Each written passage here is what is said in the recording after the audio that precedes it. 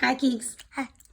So today you're going to help me to teach the next couple science lessons that we were going to do in my class. Okay. And in our class, we're making pinball machines, which works out because we happen to have a pinball machine, a gumball pinball. We have a gumball pinball machine, which is pretty rad. And more gumballs in my room. Well, if we need more gumballs, we'll go get them. So today what we're going to do is I'm going to kind of talk to you about what my class has done so far. Okay. And we're going to practice some of those science words. And then we're going to talk about what happens next. Like what's the next thing we would need to add for our pinball machines in our classroom so that when we go back to school, they can kind of look a little bit more like this one. If we do go back to school. We will go back to school. Okay. So here's the first thing I want to show. Will you point out where your launcher is? Right here. Well, that's interesting because in our class right now, our launcher is towards the front of the machine. Yeah. Except for a lot of kids have it here, and ours is made out of a rubber band and a shoelace. Exactly that motion, right?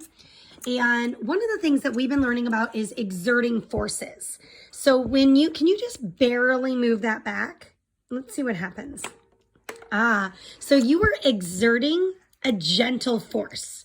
How far did the ball move? Like about like Did it go very far? Like that. Yeah. Was that effective for you starting the game? No. Okay. So sometimes when you're playing a game, especially a ball game, you're going to need to exert a gentle force. So like one of the examples that I use in class is when we play baseball. You know, when I am throwing you the ball and I'm kind of doing it underhand and just lobbing it to you, I'm doing a gentle force so that you can catch the ball, but you're not a far distance from me, right? Yeah. But we're going to want to make this go a farther distance because we've got the launcher here and we want to exert force because to get even into the game, you have to go all the way along the chute and in. Will you demonstrate a strong force now? Now something happened that was really interesting. So I saw you do a strong force, and we'll set our launcher back up so we can see it again.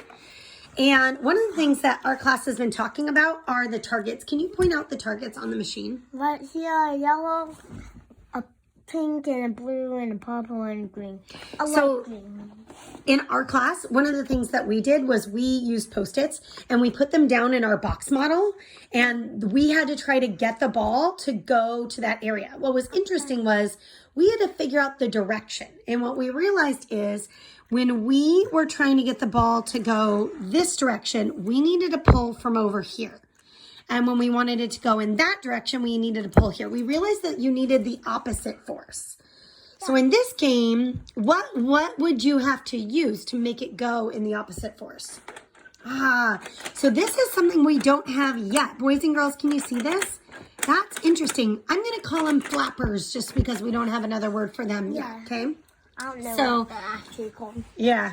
And So go ahead.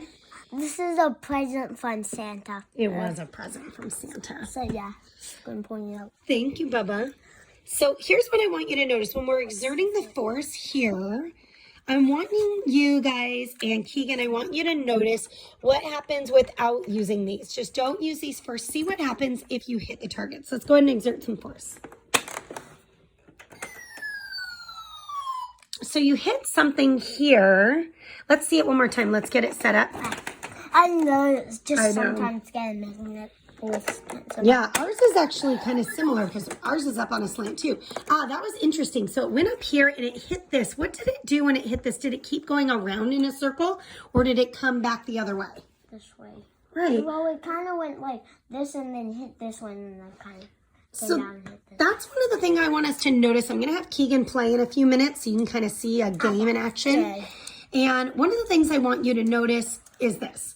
One, what happens when the ball hits an object that's not moving? That would be these targets here. And then the second thing, boys and girls, I want you to notice is what happens when he uses the flappers right now to move the ball into other directions. Okay, why don't you show a couple of rounds and I'll film. Cool? Okay. Cool. Oh.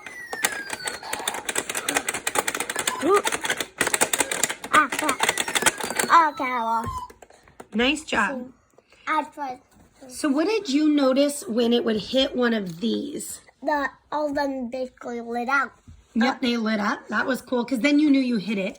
One of the things I noticed is that it didn't keep going in the same direction. When something in movement gets hit something that's not moving, it changes direction. Did you see that? Kind of bumped off. Yeah, bumped off.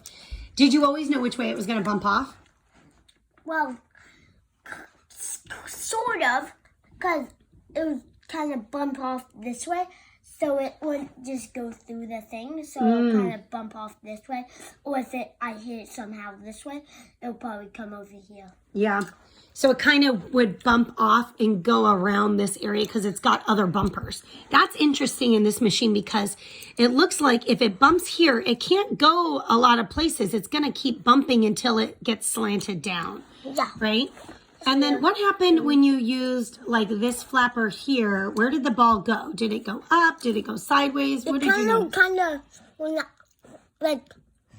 When it kind of came down. Yeah. All the way to this one.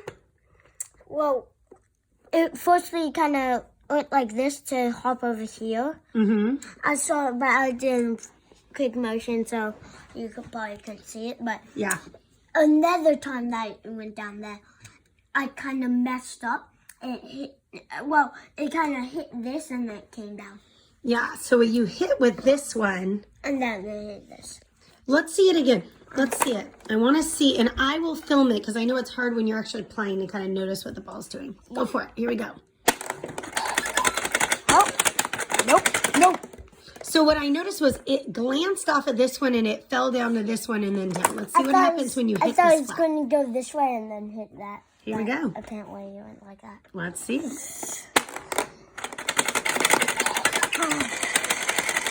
Oh, I'm going to get gumbo. Oh, is that what happens? Yeah, if it goes on there, if it stays up here for a long time, yeah, it kind of rumbles like that, and then that's how you get a gumbo. Neat. Okay, we'll see if we can play so they can see that. One of the things I noticed, though, is that you had it going boom, boom, boom. You had to use this flapper to keep hitting this target, and it was able to go here. I also noticed that depending on where it hits the flapper, it would go into different directions. Like it would probably go probably here, like here, probably bump over here. Well, let's see it. Maybe. Let's give it a go. Oh, nope. Oh. Oh, there we go. We did it, champion. I have some gum on it right now. Thank you, Keegan, for helping today. So, boys and girls, what I want you to be trying at home is I want you to use a ball. You don't have to have a pinball machine, but I want you to use some sort of ball. It could be a bouncy ball, a basketball, a baseball, some kind of ball. And I want you to notice what happens when you are doing gentle and strong forces, and also what happens when you're trying to change direction or hit a target. One way for you to do that is to set up little targets. You can even do it with Post-its. You could set up little figurines that you're trying to knock down, like bowling ball style. I want you to try to see what happens with your forces and when you're trying to hit targets with directions. And then post about it on our dojo. I'm going to post this video there so you can ask your mom and dad to add your comment, or you can type it out yourself, which would be awesome to do. And I want to see how it went. I will talk to you soon.